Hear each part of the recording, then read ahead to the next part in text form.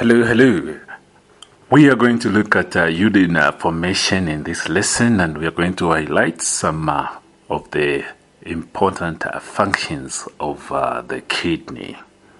Okay, so the kidney has some of the following functions, that is formation of urine, excretion of waste products, maintenance of electrolyte and water balance, or in one word we can say homeostasis, and also maintenance of the acid-base balance, or the pH.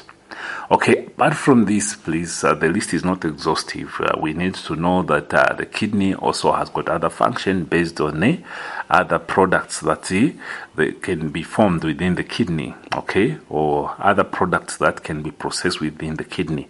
So as it also helps us to excrete drugs and the likes. But the main function of the kidney is formation of urine, excrete waste products, maintenance of electrolytes and water balance, and then maintenance of acid-base balance.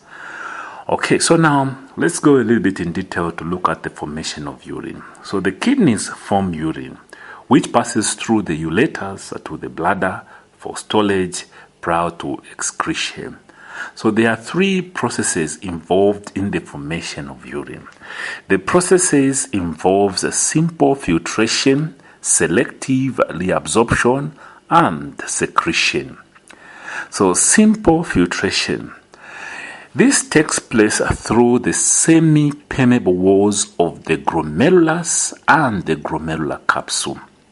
Water and large numbers of small molecules pass through, although some are reabsorbed later. The blood cells, plasma proteins, and other large molecules are unable to filter through and remain within the capillaries. Filtration is assisted by the difference in the blood pressure in the glomerulus and the pressure of the filtrate in the glomerular capsule. Okay, so this one can be explained in the following ways. Because the diameter of the efferent arteriole is less than that of the afferent arteriole, a capillary hydrostatic pressure of about 7.3 kPa, okay, in millimeters of mercury, that is about 55 millimeters of mercury, builds up in the glomerulus. So now this pressure is opposed to the osmotic pressure of blood of about 4 kPa. In millimeters of mercury, that is about 30 millimeters of mercury. And by filtrate hydrostatic pressure of about 2 kPa. In millimeters of mercury, that is about 15 millimeters of mercury. This is happening in the glomerular capsule. So the net filtration pressure is therefore. So now to find this, we are going to say the hydrostatic pressure, or a capillary hydrostatic pressure of 7.3. Okay, we are going to subtract the two numbers, that is for the opposed osmotic pressure of blood of about 4 kPa and the filtrate hydrostatic pressure of about 2 kPa. So we want to subtract from 7.3 4 plus 2, and this is going to give us, okay, this is going to give us a 1.3, okay, kPa. But if I'm to use millimeters of mercury, we are saying 55, which is the same as this 7.3 kPa. Okay, so in measuring pressure, so minus 30 plus 15. Okay, this will give us a difference of 10 millimeters of mercury, and this now difference is the one which make filtration possible. Okay, so the net filtration pressure then becomes possible because of this difference of about 10 millimeters of mercury. So the volume of the filtrate formed by both kidneys each minute is called the glomerular filtration rate, abbreviated as GFR.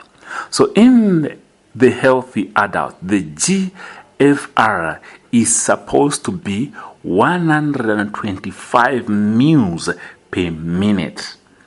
Okay, so 125 mils, this in about 24 hours gives us about 180 liters of dilute filtrate is formed each day by the two kidneys.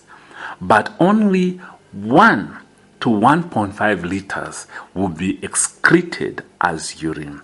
So the glomerular filtration rate per minute is about 125 mils. Okay, that is how much urine is filtered by the kidney.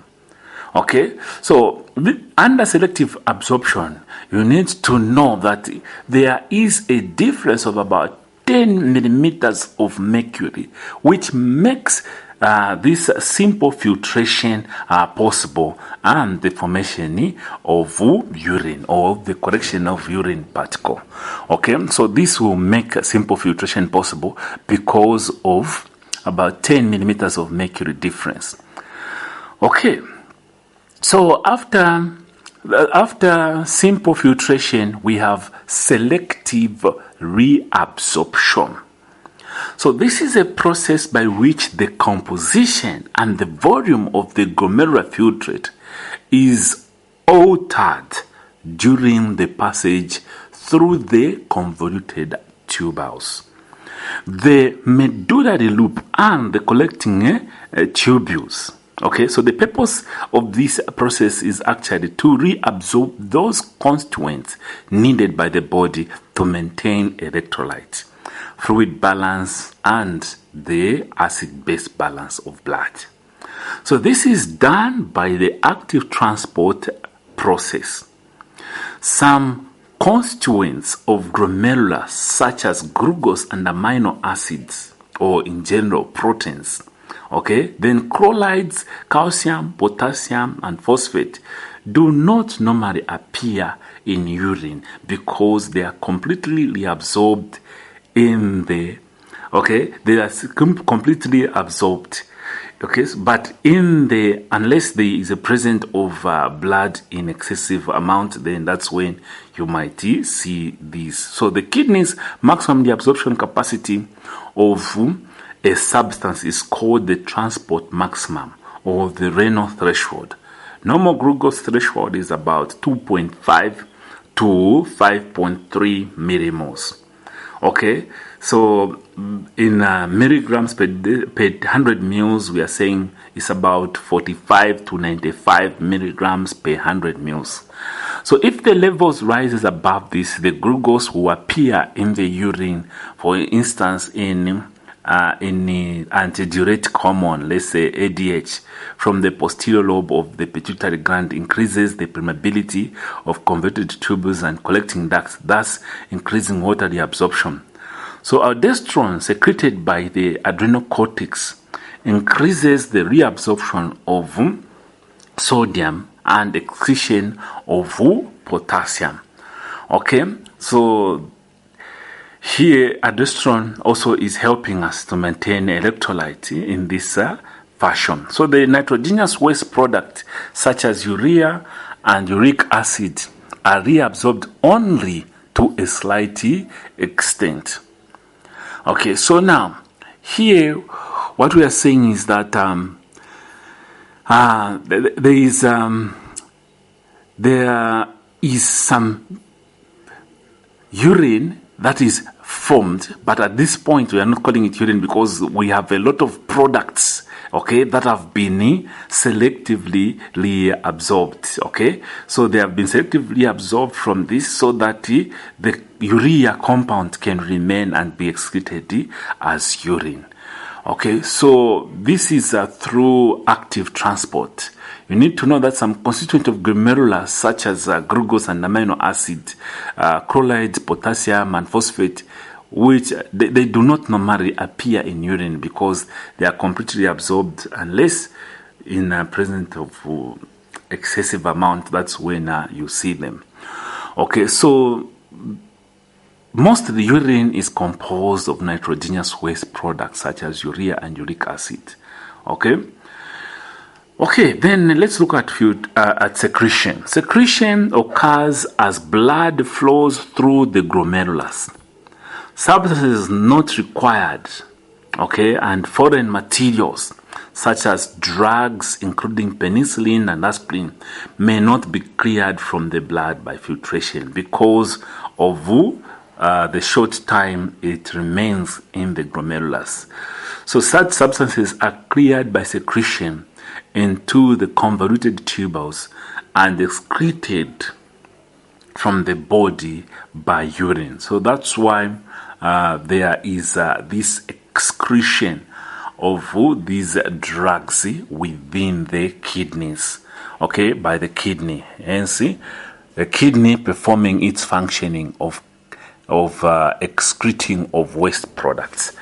So there you have it. This has been a lesson on urine formation, also encompassing the functions of the kidney. So thank you very much.